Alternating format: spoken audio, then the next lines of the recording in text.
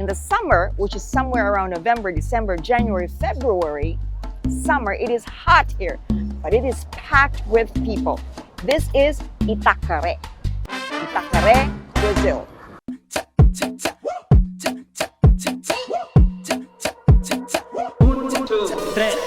Come to Brazil, Bruno, come to Brazil.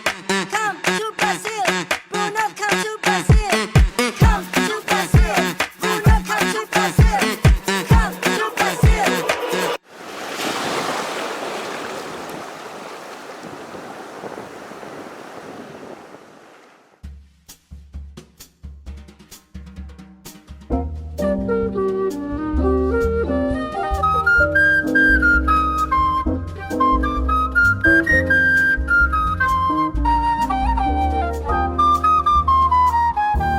So I have talked about happiness before, and why did I choose that? Like I said, it's something that is very elusive to a lot of us.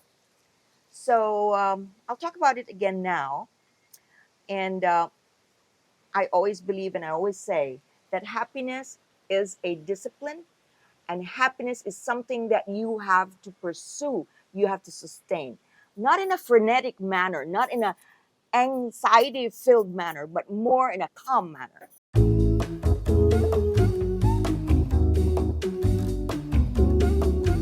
So happiness does not come naturally to us human beings. And referring to the Bible, and I hope I don't offend anybody, we are, after all, the children of Adam and Eve, who are sinners. So it is but natural that happiness will not come to us naturally.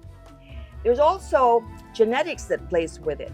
There's some human beings that are just born a little bit melancholic or more than melancholic. In fact, my own daughter, I think, is melancholic. And I say that she is, and she knows it. It is good to know if you are the melancholic type or even worse, so that you can find help in various ways. Other people do medication, other people do meditation, other people go to therapy, other people just work around it. I have a little bit of it. I'm normally a happy person, but there are times when I do get hit with a little depression. However, I've always dealt with it not with medication, but I've dealt with it through exercise, through meditation, through introspection, through prayer. And it works. It works. There are times when it's harder to get myself out of it. As I got older and as I'm getting older, it is even harder because I am now in a different stage of life.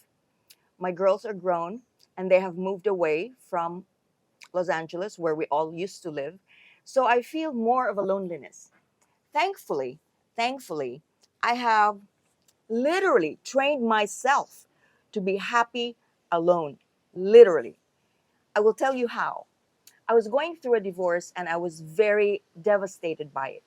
But since then, I was always surrounded by people. First, by my first husband, my two daughters, my parents, my boyfriend, then my second husband. Now my daughter goes to college and the relationship crumbled. Of course, circumstances of life does not help, as that description that I just gave you. Then I realized, key to happiness, introspection. I realized that there is something wrong with me. And that is probably why there are certain points when I am unhappy or depressed. I realized that I was always with someone, always with a man. So again, happiness is a choice.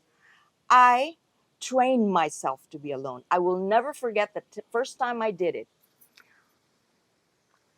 I just had this failure in my relationship. And so what I did, I'm very good at creating a very nice spread for a meal. By my pool, I prepared myself a fabulous dinner, beautiful dinner, because I like things beautiful, candlelight. And as I was sitting by myself, at the first time by myself, because my daughter had gone to college, my other daughter's with her boyfriend, I was sitting like this and I was shaking. And I wanted to call my friends. I wanted to call somebody. But I told myself, stop, Charisse, stop. Learn how to be by yourself. Since then, The rest is history, as the expression goes. I started to travel around the world by myself. I started going to Cabo San Lucas by myself, jet skiing by myself, going on cruises by myself, until the point when I realized that, wow, I'm really so comfortable with myself. So, emotional stability. When one is very comfortable with your skin, as the expression goes, that will take you out of that darkness and bring you to happiness.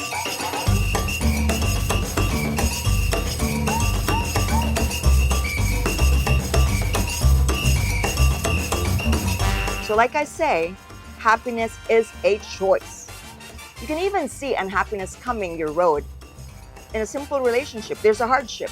For example, you have a boyfriend and you don't want to have kids, and then you go through the relationship for a month or a year. It should really be talked about having kids. It's a deal breaker. But let's just say you didn't talk about it, and then you started to talk about it. The man wants to have a kid. You don't want to have a kid. So what are you going to do? So subjects like that is a deal breaker. Whether you know it from the beginning or you know it a year later, this is a point where you have to make a choice. You have to make a choice. These choices cannot be made easily, because these choices that you will make has a lot to do with your background. Do you have an abandonment issue? Do you have a father issue? Do you have a mother issue? All of this, tracing back to our childhood, it will dictate how you will react. It will dictate the choices that you make. And it is this choice at this particular moment, like I always say, that will set the tone of how your life is going to proceed. It is written somewhere, and I've read it many times, that there are parallel lives. It's even in movies now, parallel lives. There is one life here, there's one life here out in the universe.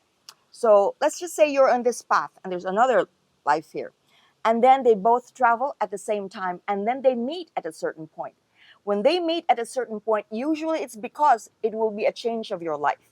When you meet at a certain point, you have to make a certain decision. You will have to make a decision. And it is that decision that will decide if you will be happy or if you will be unhappy, if you will be successful or you will not be successful.